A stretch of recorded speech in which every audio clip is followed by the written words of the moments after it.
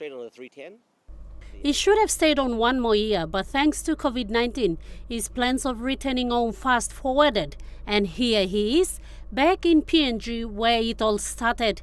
About 2-3 years ago, our third boy, he turned 80, he's 18 now, and we decided that it was time for us to actually make a move back to PNG. So about 2-3 years ago, it got to my head and talked to my wife about it. And so we have a little cottage down in Alota, so we decided to refurbish it again and start to renovate it again. And the idea was actually to leave next year after the boy turned 19.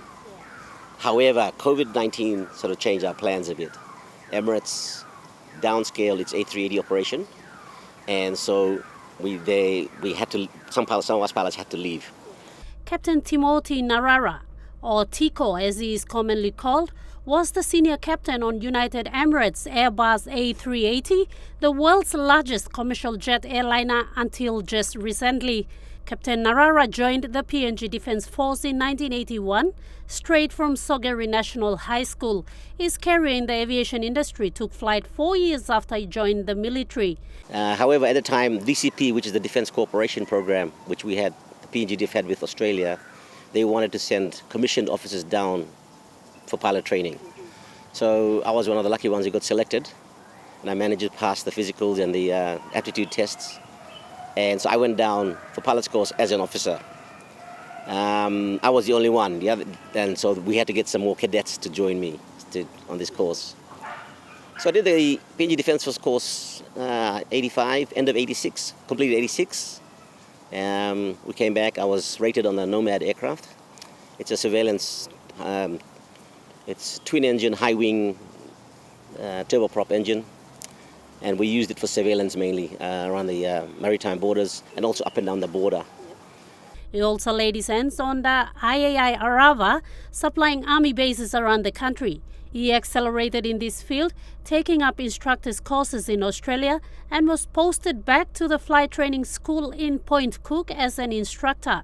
He was recalled to PNG at the end of 1990 during the Bougainville crisis. I went straight out to Bougainville. We took the Aravas there with a lot of the young fellas who went out. And so I stayed in Bougainville on and off for 4 years. From Nissan Island down to Buka and eventually down to Arawa, and then we eventually took the whole island back, sort of air-wise.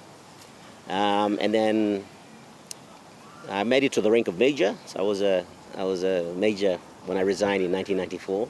He left PNGDF in 1994 and joined the country's flag carrier Air New Guinea, and in 1997 paid a visit to his elder brother, Captain Granger Narara, who was flying with the United Emirates at that time. Little did he know that this visit would change everything. My elder brother, Granger, was there. So I went to see him. He had already been there for about 7 years at this stage. So I went down to see him, and it seemed like a pretty good gig. So I asked him how can I get a job like this? And he said, I can open the door for you, but then from then on, you got to do it yourself. And it was a pretty sort of different environment because they have a level playing field. On the 3rd of June 1998, he left PNG for Dubai and was assigned straight on Airbus A310 and 300. 2 years later, he got command on A330. And then 2 years later, I got my command on the A330, which is a side stick technology. So you fly like there's no yoke, the conventional yoke, it was on the side stick. So I flew the 330 for a while, and then Emirates had 340s as well, which is the 4-engine variant of that. So flew the bigger ones. All big ones. Yeah, passengers were carrying about, about 250 to 200 to 300 passengers, depending on the configuration of the airplane. He took command of the A380 in 2009 and has been flying the A380 for 12 years. He returned early this month and says nothing is hard. It takes knowledge and confidence to strive in this competitive world. It's obviously a bigger pond out there, right? We're just a little puddle in the pond.